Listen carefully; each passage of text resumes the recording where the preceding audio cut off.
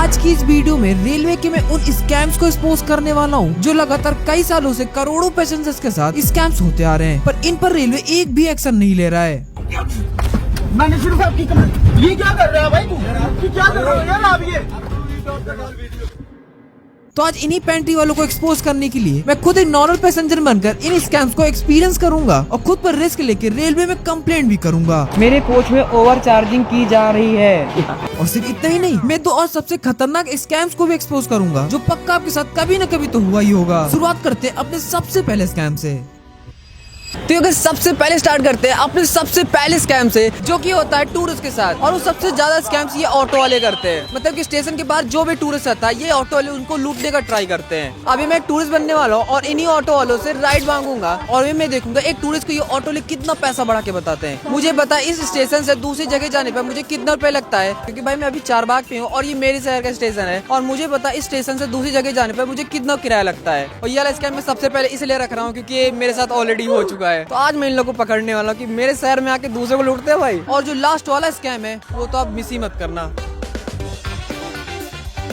तो अभी मैं इस स्टेशन के मेन गेट पर आ गया हूँ जहाँ से लोग निकलते हैं और सामने ही इधर ऑटो लेते हैं और यहीं पर वो तगड़ा स्कैम होते हैं। यहाँ पे तो बहुत ज्यादा भीड़ है और यहीं पर लोग स्कैम होते हैं भाई। दादा ये 12 बन के चलोगे क्या? कितना सस्ता दे रहा?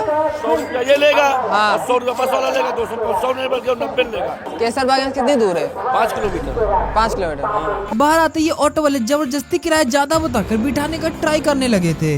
मुझे जो बस स्टैंड जाना है यहाँ से सिर्फ 1 किलोमीटर है, ये लोग 5-5 किलोमीटर बता रहे हैं। जाओ नहीं जाओ भैया। तो यहाँ पर 1 किलोमीटर बस स्टैंड है, वो मुझे 5 किलोमीटर बता 100 रुपए चार्ज कर रहे हैं। भाई लूट रहे, पूरा ट्राई कर रहे हैं मेरे को। पर उससे पहले दिखाता हूँ ऑनलाइन टैक्सेस कितना पैसा ले रही थी। ऑटो वाले से बस सिर्फ बस स्टैंड जाने का पूछा किराया, तो इन्होंने 100 रुपए बताया। पर गाइस यहाँ से जाने का सिर्फ 1 किलोमीटर का मेरे सिर्फ 20 से 30 रुपए पड़ता है। और अगर मैं रैपिडो भी दिखा दूँ तो रैपिडो भी 50 रुपए ले रहा है सिर्फ ऑटो का। चलो फिर अपने टूरिस्ट गेटअप पे आ जाते हैं। चलो गाइस।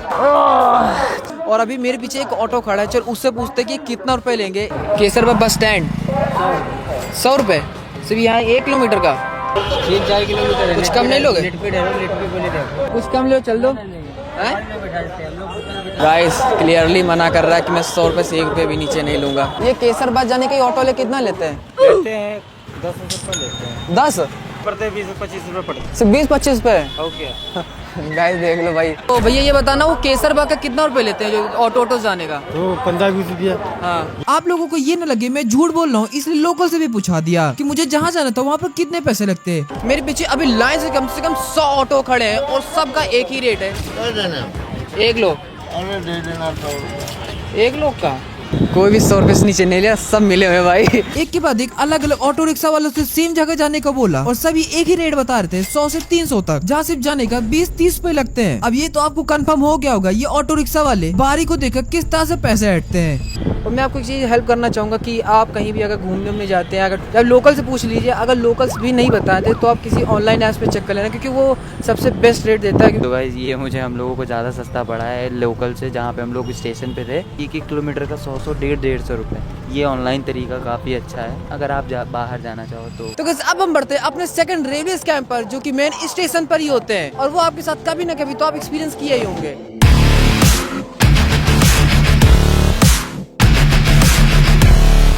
और ये मैं 100% कह सकता हूँ आपके साथ ये पक्का कभी ना कभी तो हुआ ही होगा, क्योंकि मैं कभी भी ट्रेन की जर्नी करता हूँ मेरे साथ ये स्कैम होता ही है। तो देखो मेनली स्टेशन पर ये जो वेंडर्स होते हैं ना, ये काफी ज्यादा स्कैम करते हैं लोगों के साथ, क्योंकि इन पास जो भी खाने की चीजें होती है जैसे पानी हो जाए, चिप्स हो जाए, ये हर चीज पैसे बढ़ा के बेचते हैं। मतलब चाहे 5 रुपए तो हमेशा ही बढ़ा के बेचेंगे। और ये वेंडर्स मेनली उन लोगों को टारगेट करते हैं जिनको खाने की चीजें वो कितने रुपए के स्टेशन पर मिलती है उनको नहीं पता होता है। तो अभी मैंने मोबाइल में सारी लिस्ट निकाल ली कि ये सारे वेंडर्स की जितनी फूड लिस्ट होती है कितने रुपए मिलता है। तो मेनली जो पानी होता था वो 20 रुपए मिलता था, वो 15 का आ गया है। तो अभी देखेंगे पानी कितने दे रहे हैं और पेटीज वगैरह भी सब टेस्ट करेंगे।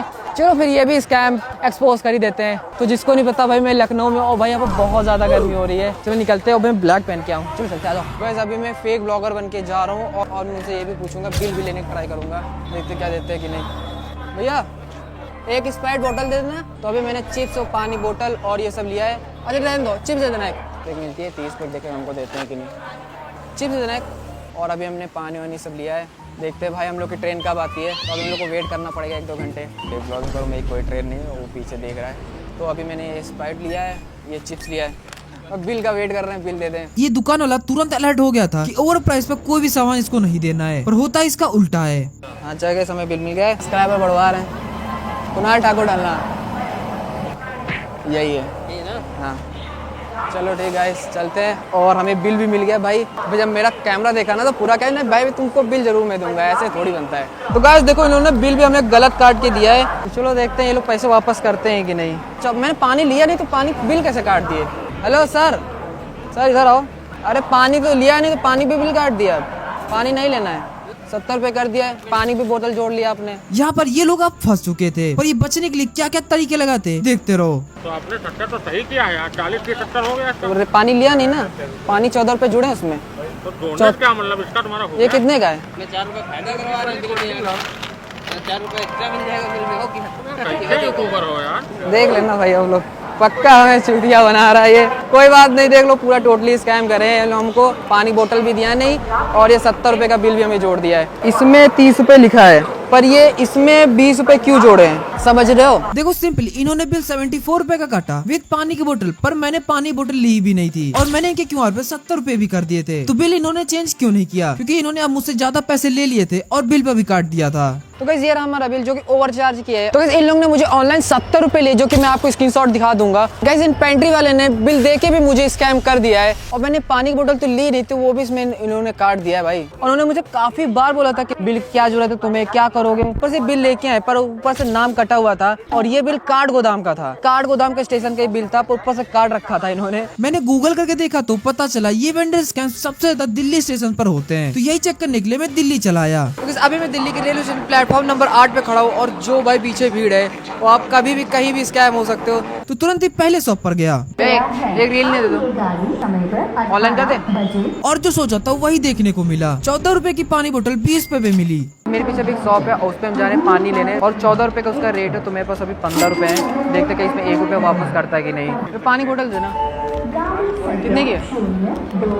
मैं दोबारा दूसरी शॉप पर गया और यहाँ भी 20 रुपए की पानी बोतल मिली। तो यू नो गाइस, आप जानते होंगे ये बोतल 14 रुपए की मिलती है, पर यहाँ पर जितनी भी दुकानें थी सब 20 रुपए बोले। अगर आप सोच रही है 2, 3, 5 रुपए में क्या ही उनका लोका हो जाएगा, तो देखो यहाँ पर 2, 5, 10 रुपए की बात नहीं है। अगर ये लोगों से 5 रुपए भी ज्यादा ले रहे हैं, दिन में 100 लोगों से भी 5 रुपए ज्यादा ले लिए, तो दिन का इनका 500 रुपए बना, महीने का 15,000 और साल का 1,80,000। अब आपकी दिमाग की बत्ती जली ना, ये छोटा अमाउंट नहीं है। ये सिर्फ मैंने पानी के बोतल का बताया। ये लोग और भी खाने की चीजों पर ओवर चार्ज करते हैं। तो सोचो इनका साल का 20 से 30 लाख का आंकड़ा तो पार हो जाता होगा। उस जो शॉप थी मैंने ये लिया जाके चिप्स, और ये 20 रुपए की चिप्स है, 30 रुपए के दिया है। ये जो इन लोग का सबसे मेन स्कैम जानते हो क्यों होता है? क्योंकि जो MRP होती है इसमें लिखा ही नहीं होता है, क्योंकि यहाँ पर 1 रुपया भी नहीं लिखा कि यहाँ कितने रुपए का ये है। तो ये अपने मन से जितना मन होता है उतने रुपए का भेज देते हैं। अब मैं उन चीजों को एक्सपोज करने जा रहा था जिससे शायद मैं मार भी खा सकता था। इंडियन रेलवे का पेंट्री स्कैम। मैं न्यू दिल्ली से लखनऊ जा रहा हूँ, यही चीज स्कैम एक्सपोज करने के लिए कि पेंट्री वाले लोग कितना ओवरचार्ज करते हैं।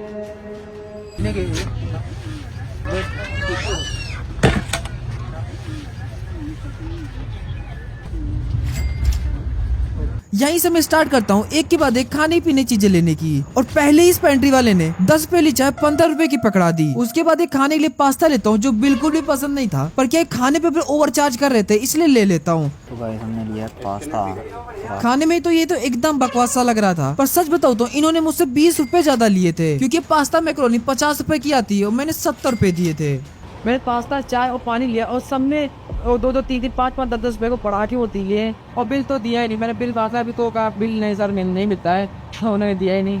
मतलब रेलवे खुद जानता है कि कैटिंग सिस्टम में स्कैम होता है। अगर आपको बिल नहीं मिलता तो आप बिल्कुल भी खाने मत चीजें लोग। जैसे जैसे पैसेंजर्स आते गए इन लोगों की तादाद बढ़ती ही गई और ये सब ओवरचार्ज पर ओवरचार्ज करने लगे, पर मेरे सामने वाले पैसेंजर ने इनको ही लपेट दिया। 2 रुपया क्या होता है, जितना प्रिंट है उतना लो ना। पर जो अभी मैं इनके साथ करने वाला था इन लोगों ने कभी नहीं सोचा होगा। अभी तक मैंने जितनी भी खाने की चीजें मंगाई उसमें 10, 20 रुपए तो बढ़ोतरी हुई है, मतलब कि ओवरचार्ज किया गया है। तो अब मैं करने वाला हूँ कंप्लेन, देखता कोई ये रेलवे एक्शन लेता है कि नहीं। 139। तो गाइस कॉल कनेक्ट होने वाले, रेल मदद बोला ना। मेरे कोच में ओवर चार्जिंग की जा रही है। गाइस फाइनली मैंने रेलवे में कंप्लेन कर दी है इन ओवर चार्जिंग के लिए। अब देखते हैं कितने मिनट में एक्शन आता है कि नहीं। भाई अब इन लोग की लगने वाली है लंका। कंप्लेंट के बाद में कंटिन्यू कुछ न कुछ इनसे खरीदता गया और ये सब ओवरचार्ज करने पे लगे हुए थे, पर इन्हें नहीं पता था कंप्लेंट ऑलरेडी हो चुकी है। गाइस अभी तक जितने भी पेंट्री वाले हैं सब न कुछ ज्यादा प्राइस बता ही रहे हैं। फाइनली गाइस मैंने कंप्लेंट रजिस्टर कर दी है। पूरे बोगी में ओवरचार्ज किया जा रहा है, मतलब आगे बोगी में जाके पूछा लोगों से तो वो तो वहाँ 20-20 रुपए बैठ रहे हैं। अब तो आधा 1 घंटा हो गया था, अभी तक मेरे साइड पर कोई भी पेंट्री इंचार्ज नहीं आया था रिगार्डिंग कंप्लेंट के लिए, पता नहीं क्यों। तो इस वाले फोन से मैं सफाई के लिए कंप्लेंट करने वाला हूँ। ये भाई बहुत गंदगी है, आसपास देख लो, ये देखो जो गाइस इधर भी पड़ा है। तो गाइस देखो मैंने कंप्लेंट की थी, वो एक्सेप्ट हो चुकी रेलवे की तरफ से। जैसे से action will be taken shortly, thank you for travelling Indian railways. अब देखो कितनी देर में ये एक्शन लेते हैं इस पे। ओवरचार्ज का नहीं पर गंदगी के कंप्लेंट पर रेलवे ने तुरंत ही एक्शन लिया और मेरी बोगी 5 मिनट के अंदर चकाचक हो गई। मेरे कोच में सफाई स्टार्ट हो गया है और पूरी कोच एकदम क्लीन कर दिया गया है। वैसे अगर उन पेंट्री वालों को कंप्लेंट एक्सेप्ट हो जाती ना तो पक्का 10-20 हज़ार 30 हज़ार तक तो जुर्माना उनको लगना ही था। तो चलो कोई ना, सफाई की जो मैंने कंप्लेंट की थी वो एक्सेप्ट किया।